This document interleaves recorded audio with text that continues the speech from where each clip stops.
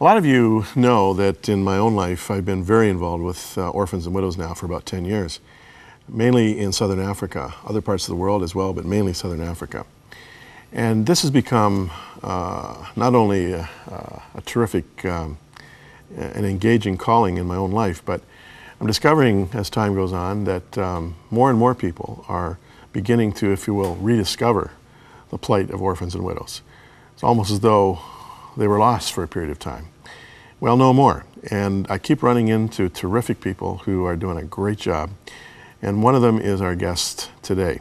Tom Davis is the author of Fields of the Fatherless, Discover the Joy of Compassionate Living. Tom is the president of Children's Hope Chest. He's based out of Colorado Springs. He's written a few other books, but he's here to talk about his work with orphans, and it's a thrill to have you here, Tom. Welcome. Yeah, great to be with you, Jim. Thanks. In fact, I really do mean that it's a thrill. I mean, I just don't run into people who've, like me, written books about this, so I kind of feel like we're already colleagues. Right. Have you always had an interest in orphans and widows, or is this a fairly new thing in your life? You know, I had an interest in people who came from broken homes because I was one of those people. I didn't know my real dad for 17 years, and I was a youth pastor. And so I found myself in this real wealthy suburb in Dallas, Texas, with a great youth group and wonderful kids who were really, pursuing the things of the Lord. But there were some things at that time that were really troubling to me.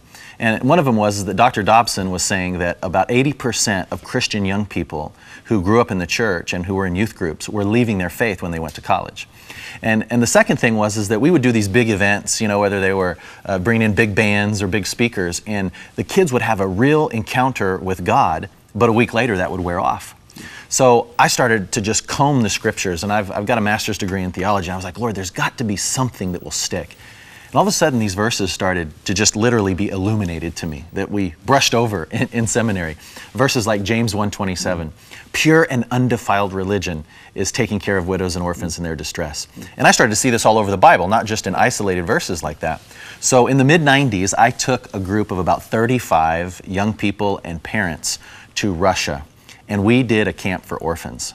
And I tell you what, Jim, it transformed my life because for me, it was the first time that I wasn't just reading about God's heart for something, I was experiencing God's brokenness for what He talked about in Scripture, specifically as it related to orphans. And I could never go back to normal ministry. It changed my life. Well, no, absolutely not. And I've had limited experience in Eastern European orphanages. Most of my work's in Southern Africa. But I'll never forget one orphanage that Kathy and I went to in Bulgaria. Mm-hmm. A kind of a depressed, poorly lit, evil-smelling place with children who were allowed one diaper a day.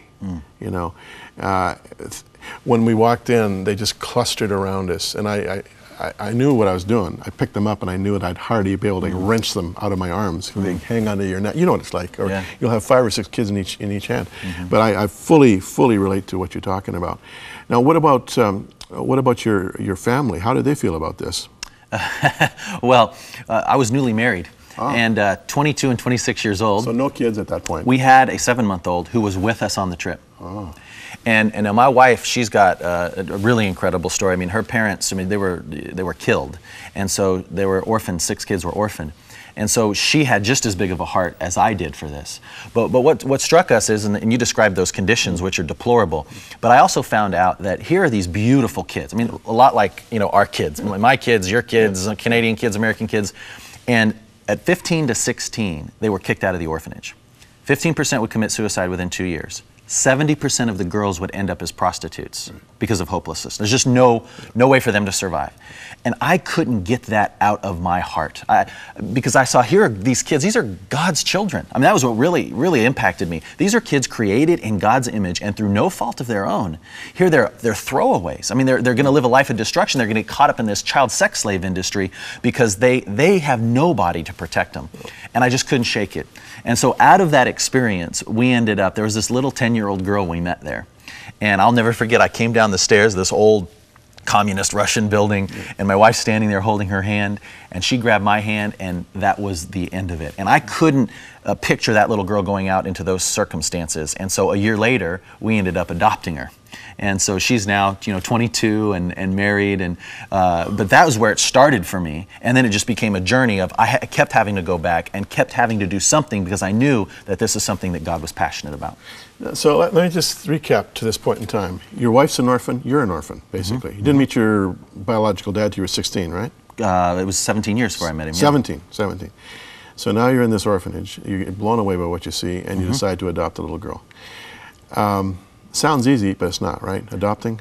No. I mean, it's a heart-wrenching process, but I mean, it's a long process, but worth every second. And what kind of adjustments did she have to make, and did you have to make once she came across the ocean and was your daughter? Well, a lot. I mean, I think we were caught up in the romance of it. I mean, we were going to rescue this little girl, and that's exactly what we were called to do. But she didn't know English. We were parents who were young. We were ill-equipped for an 11-year-old daughter, but God helped us every step of the way. We found a community who had also adopted a lot of Russian kids, and there were some really great times with Anya. She went through some difficulties. I mean, you can't live in an orphanage for 11 years of your life and not know what love is and not know how to bond with an adult without some struggles. But, on the other side of that now, she's doing fantastic. I mean, she's married to a wonderful man. She's happy. She's pregnant. I mean, she's not one of the statistics. Right. She was a success story. Why? And this is really my message, is because somebody said, you know what? If God has a heart for this, and it doesn't mean we're heroes, we have to have a heart for it. So what can we do to change the life of one? And she's doing fantastic. And that life of one is transformed.